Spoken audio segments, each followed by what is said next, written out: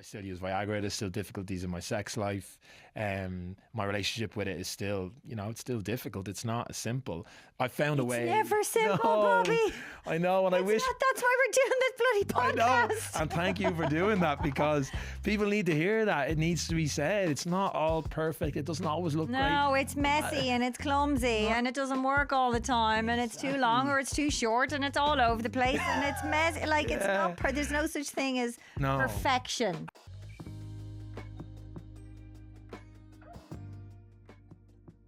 Bobby, you're very welcome to the podcast. Thank you for having me, Jen. Thank you so much for doing this. Now, you wrote publicly about your experience with erectile dysfunction, something most men would never dream of saying out loud. So what made you want to tell your story? I suppose for me, the main thing was I went through all of this with my now wife. We started this journey together, the healing journey. And I suppose as we moved towards it forward in our life together as a couple, and we got pregnant and we fast forward all through all those things. We had a house together. I felt really settled in my life. I felt like things had really worked out well for me and I felt comfortable. I wouldn't say I was fully healed, but I felt like I definitely processed a lot of the stuff I'd gone through in the previous years. And at that point, I just thought, look, I feel confident and strong enough to talk about this publicly. It's not something that's talked about by men at all. And so I thought, look, I have a little bit of an obligation to go and speak about it because I felt like I could. So, yeah. Well, fair play to you. Can we talk about when you were 19 in your first proper relationship, so to speak? You were exploring sex for the first time. Can you tell us about that moment when you realised that things weren't working the way you, expected to?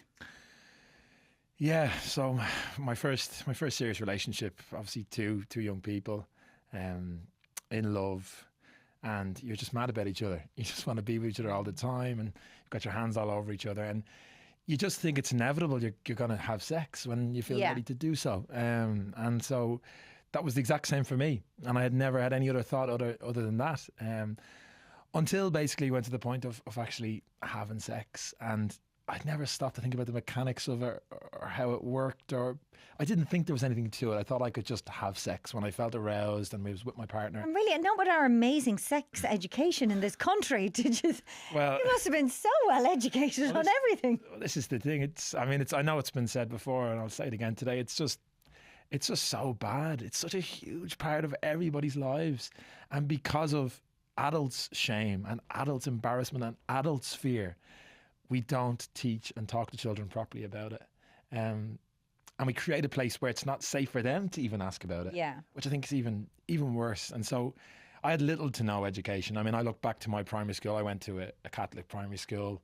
I have a memory of a banana and a condom one day. Wow. Well, at least you got that. Yeah, I mean, it was better than nothing. Yeah. I mean, I didn't know what I was looking. I didn't really know what was happening. I was, 10. And it just was like, what is this? We're all laughing and giggling. It lasted 15, 20 minutes in the hall, and went back to the room and never spoke about it again. That was it, And secondary school, I couldn't say it got a whole lot better, They kind of went, oh, you all know about that, don't you? Anyway, let's move on.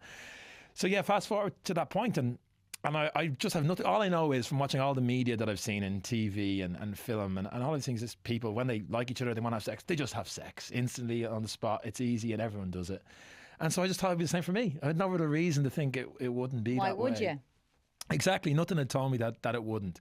Until myself and my partner, we decided we wanted to have sex, and I went to try and have sex, and I couldn't. I couldn't penetrate. And at that time, I had no knowledge, no understanding, but basically my foreskin was not able to retract. That was the fundamental, that was the factual part of it. Yeah.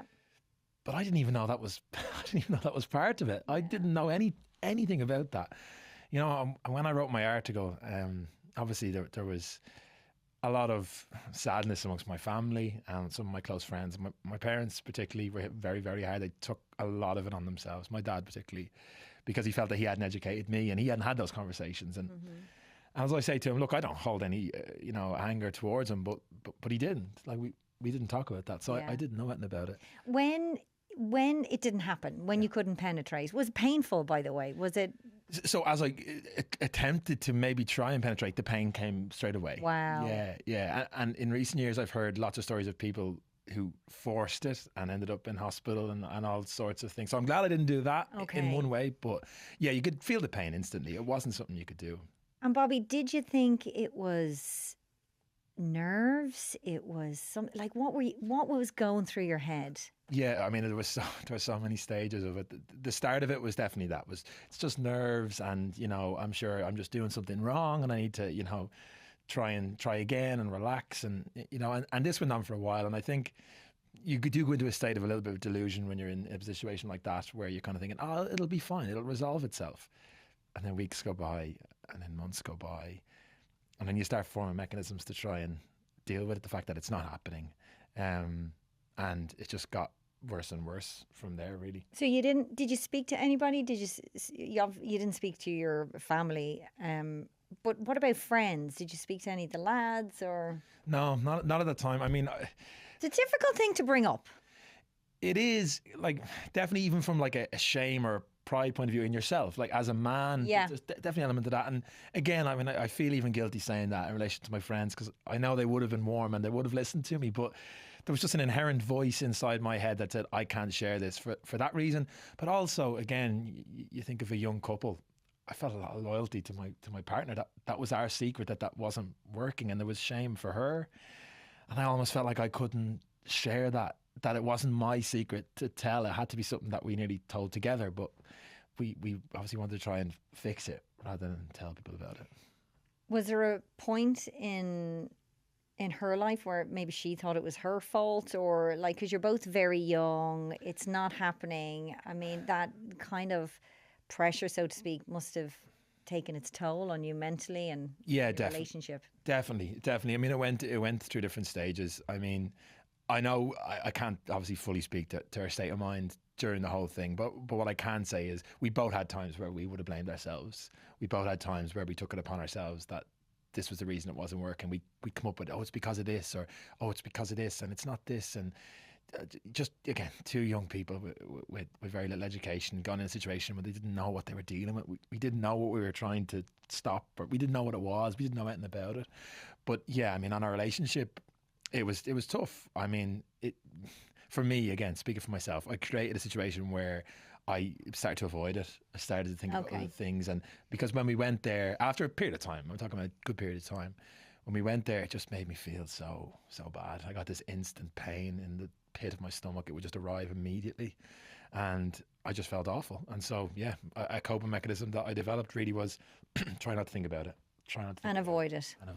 And not talk about it and brush it under the carpet. You're very Irish of you.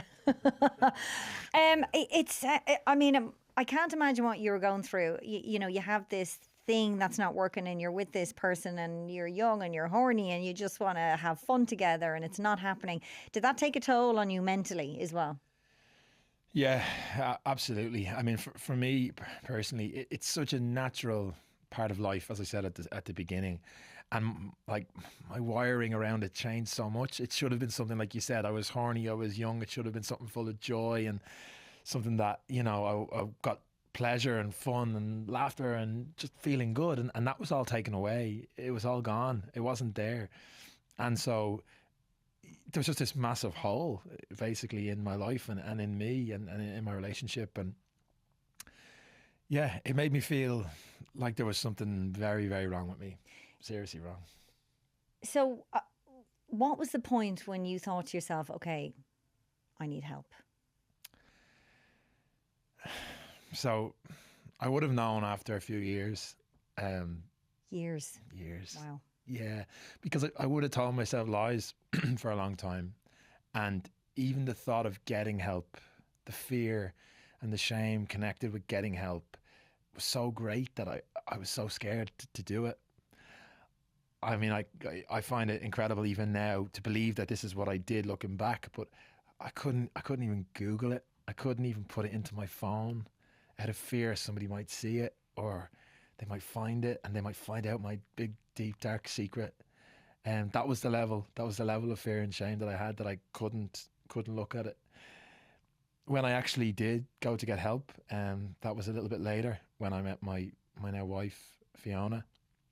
We were in the early stage of our relationship, and the problem was still there. I was telling myself it wasn't going to be, it was, and went on for a few weeks. And obviously I could only do so much. I couldn't have sex. And eventually she just said to me, Bob, what's wrong? What is going on here? I know you feel this way about me, but you're not showing it. And what's wrong? And I just eventually was like, okay, I've got a moment here. I love this woman. I think I want to spend my life with her.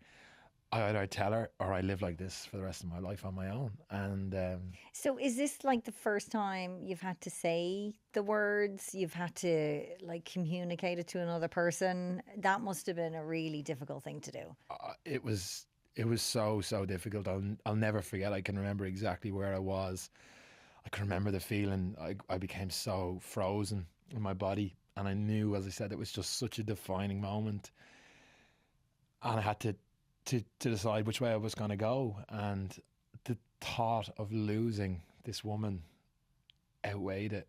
And I said, no, I have to say it. And I'd never told another person before, ever.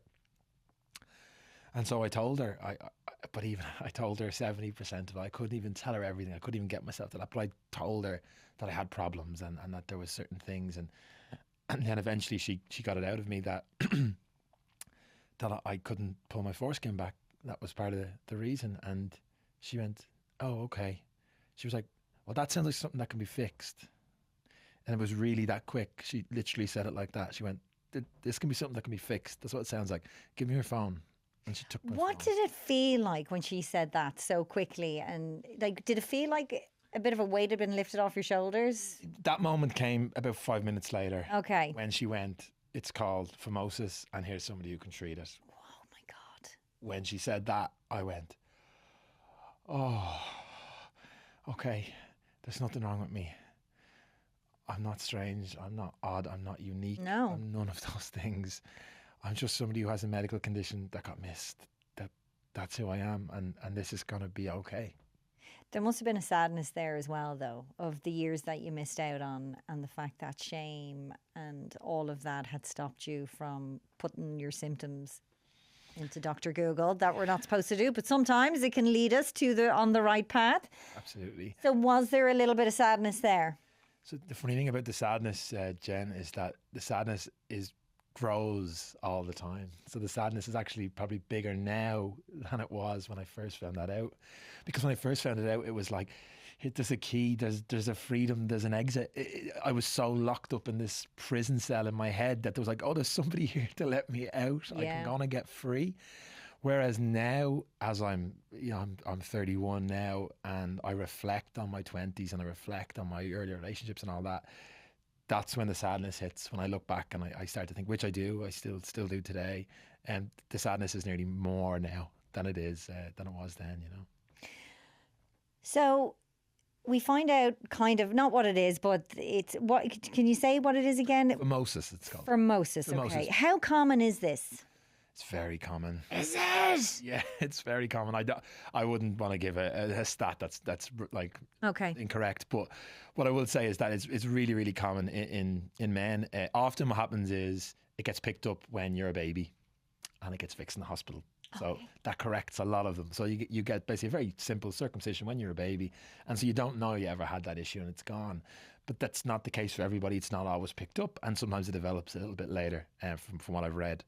And so there is a lot of men out there that have this experience. And just like I said, when I wrote the article and released it, I mean, the amount of messages from people, the amount of people in my close circle, people I know, friends of friends. That is incredible. Reached out. It was I couldn't believe it. I couldn't believe there was people all around me. I get why you said now the sadness grows again. You write the article, people get in touch and like, oh my God, there's more of us out there that are suffering. And I mean, that's one of the main reasons why I wrote the article. That's why I'm delighted to be able to talk to you today, is that there are still people. Yeah. There are still lots of people, and there's going to be more. And it's something that has such a simple fix. Can we talk about the simple fix? Because I'm so glad you said it is a simple fix. Circumcision was the answer. Mm-hmm. Do you remember the day you going into the hospital, having it done? Talk to me about that day. Yeah, I can remember that very, very clearly. I went to a doctor out in Malahide. So Malahide is always, that's the place where I got it done. I always think of it whenever I go there now. Oh yeah, this is where I got my circumcision. Oh yeah, okay. Yeah. But yeah, a doctor's out there, and when I went to see him and he assessed me, and he said, actually, an interesting point, he said, I said, is this what you do? Is this, and he's like, oh no. He's like, I specialise in loads of other things. He said, but in Ireland, nobody does this. He said, it's just not a thing. He said, I just saw like a massive gap in the market and said, I'm just going to make myself the person who does this. Now, obviously there are some other people, but there's not a lot of people who provide it, not a lot of people who offer it. And so he was like, yeah, I started to do it. And yeah, so I went with him. It was all done in one day. They knocked me out. I woke up, it was all done. There was obviously much recovery. Maybe a few days. Okay, not bad. Wasn't too bad. Obviously, when the painkillers go off, there's a good bit of pain, but not too bad. Quite quick, quite simple. Not a long time. You're not knocked out for long either. So it's interesting he said that, because I have a lot of family in America and nieces and nephews, and all the boys. It's just a thing that's done in the hospital. The circumcision. It's just a thing, and they do it for precaution and probably against stuff like this. Yeah. And it's wild to think that we're so behind that way as well. It's kind of scary. So you've gone through the procedure. You're recovering. How are you feeling inside? So again, just to give context, at this point, I haven't told my wife everything. What are we missing now, Bobby? What did you miss out? Well, I've kind of only told her because, again, I'm kind of trying to protect my previous partner all that time. So I'm kind of saying, look, it didn't work all the time. And I have had sex. It's not easy for me. And I still couldn't even say that, at that point, because I was just so embarrassed. I was genuinely so full of shame and embarrassment. So as far as she's concerned, like, we're on a clock to be able to have sex. Like, that's kind of a simple it. We've got a date. I'm going to be recovered. The doctor said you can have sex from then. So it's like, great, we're going to be able to have sex. And you're nervous. And I'm inside, terrified. Because this will be the first. Yeah, that it'll actually be possible. Yeah. For me. So, and I have to say, there's less delusion this time. I'm kind of thinking, okay, it might happen, but it might not. Okay. That's still very much there at that stage. I'm hopeful. I'm a very optimistic person. We fixed it all, but mentally, of course, if you've gone through years of that, I can imagine. Yeah, I just don't know what I'm going to encounter, basically, at that stage. So yeah, fast forward, we count down, and I'm like, okay, great, we can have sex. God, listen, the pressure's even getting to me here just talking about it. I know. And Thought of it. I'm a very black and white thinker, and I sometimes can be direct in that way, and my partner would say sometimes too much. And so yeah, I was very much like, yeah, black and white sex, yeah, that day, yeah, grand, happy days, yeah. And she was kind of like, yeah, that's a lot of pressure.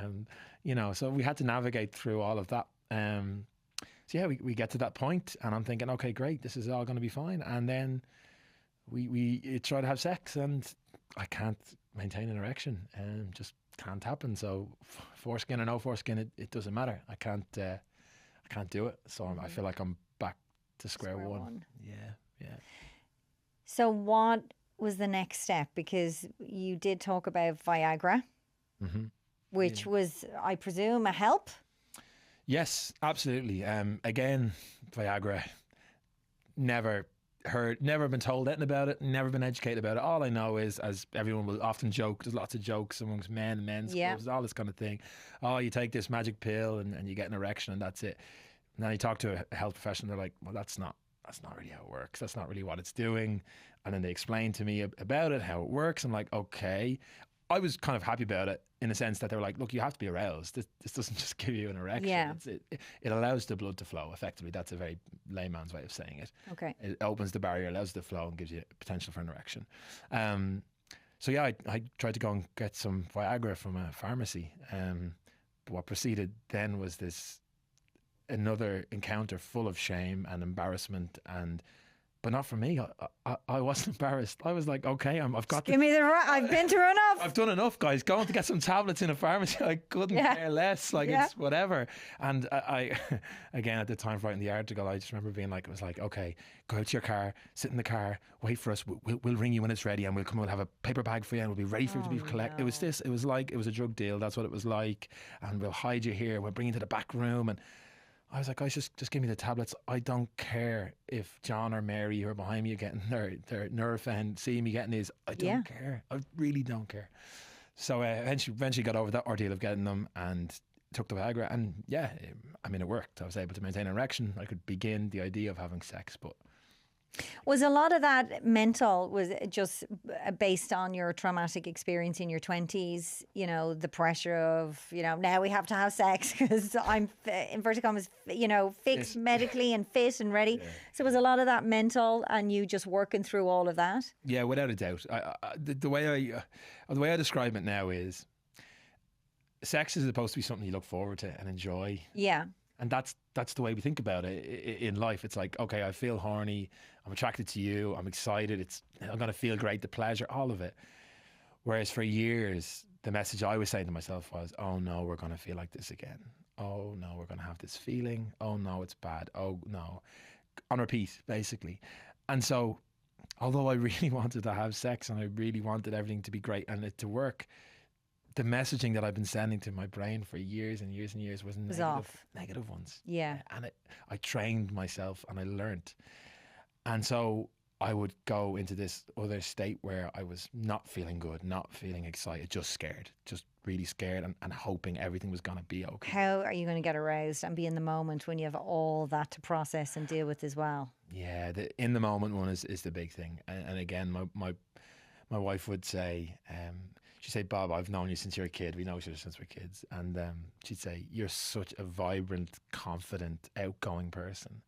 She said, and any time we try to have sex, you turn into a different human. She's like, I don't even recognize you. Your whole body changes. Really? Everything. She said, everything about you changed. She's like, it was hard to recognize you. Just everything about you was different. She must really love you. She stuck with you through a lot. She sounds like an amazing person. And to finally, you know, find her in all of this must have been amazing. She hates when I say this. She hates when I say it because she thinks it's some sort of trauma bond, or she saved me fundamentally. I was in the process of moving to London, living on my own. That's what I was about to go and do at 26, 27 when I met her. And when I met her and we started to go on dates, we fell in love really, really quick. And I turned to her and I said on our third or fourth date, I don't know if this is too early to say, but I was supposed to move to London and now it doesn't feel right. So I'm going to stay here. I hope that doesn't put pressure on you. And she was... You're mad for the pressure, Bobby. You're mad for a life full of pressure. Yeah, it's just the directness. It's just, as I said, it's just brilliant. The way I am, you know. But she's amazing, and she helped me so much to start the process and start to deal with this. And she was so patient, because there's no point in me coming on here, Jen, and saying, oh, it was difficult for me. Like, some of the hardest times I ever had were with her, when we were in that room together, locked in, trying to make things work, on the floor, crying. I started to get the thoughts basically where I'm like, you know, is she better without me? You know, I love her so much. Do I need to let her go because this isn't fair? I don't want to put this on her. I'll go and live this on my own, this secret and this pain, you know. When you wrote the article, you said loads of men came out and said they were suffering as well. Why do you think so many men are blindsided by this and blindsided by erectile dysfunction? The main reason I can think of, and I touched on it earlier on, it's just this constant message from every media that it should be instant and it should be easy and it should be able to be done at a click of a finger. Obviously, you can point the finger at porn, obviously, straight away. That's obviously an obvious one. Mm-hmm. But I mean, I would look at movies and TVs and listen, having a rom-com, you know, where the guys having struggle having sex might make it hard to have love scenes. So I understand, I'm not putting the onus on them. But what I will say is, when you give young people this messaging over and over again, that it should be this way, a man's pride kicks in, and so he believes that he's the problem, he's doing something wrong. And once it's that, he's not talking about it. Something you said really kind of stood out. Why did it take me so long, you know, to type my symptoms into Google? Why do you think Shane kept you frozen for so long? I mean, I've thought about this question myself. I've asked myself it numerous times, and the only way I can describe it is, the longer a secret goes on, the bigger the shame grows, the stronger that voice gets. It gets really, really strong.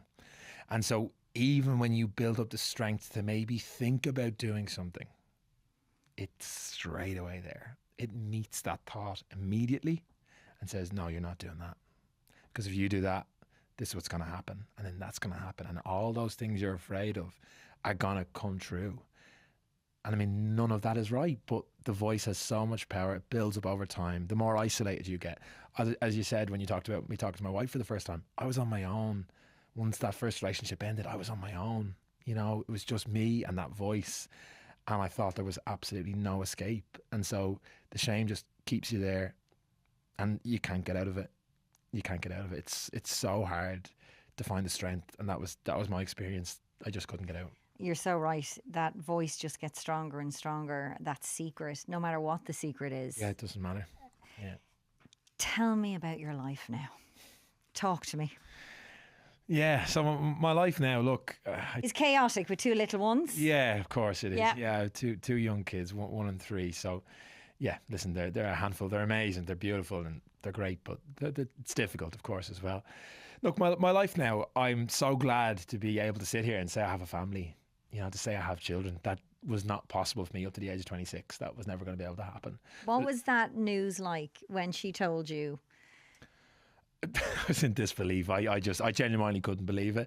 I sat down and had a bottle of champagne on my own, and she just kept saying to me, "No, we're having a baby." Like, oh no, it's not. No. I literally, it was like I just couldn't accept it, and eventually I had to accept it, but I couldn't originally, you know, because it wasn't a possibility for me for such a long time, you know. But my life now, no, it's great. I have two young kids, I have a family, and that's, like I said, I feel so privileged to be able to talk about it now. Yep.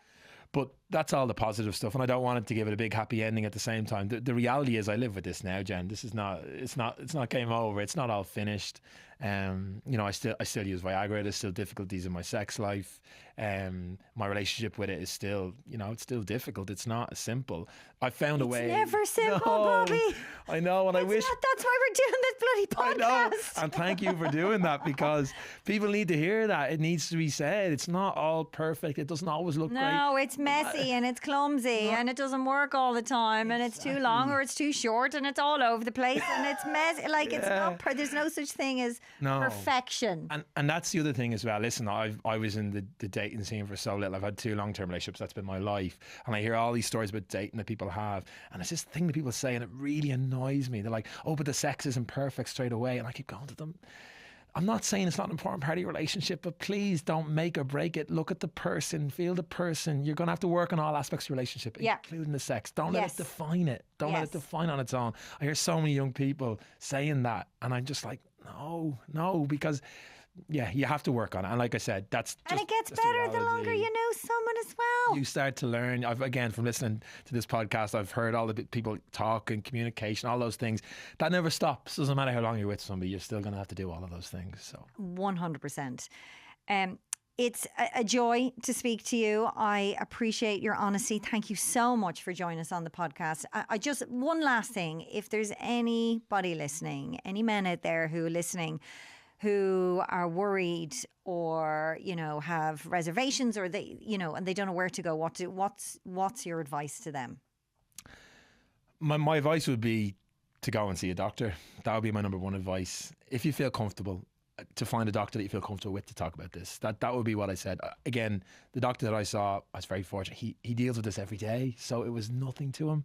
So I could. Dr. Malahide, isn't it? Dr. Malahide, yeah. I'm not going to be giving free advertisements, but he, you know, he was so comfortable. This is his day to day, so he was able to talk about it, no problem, freely and openly. And unfortunately, I can't say that about every doctor. So find a doctor that is comfortable talking about it and talk to them. And if you can't do that, or you haven't got somebody, find a friend, find somebody in your life. Just unlock that cage. Do not be on your own. And sometimes a medical professional is easier to talk to than a friend with something as personal as that. Going to speak to a professional Absolutely is easier. Bobby, thank you so much. You're so very welcome.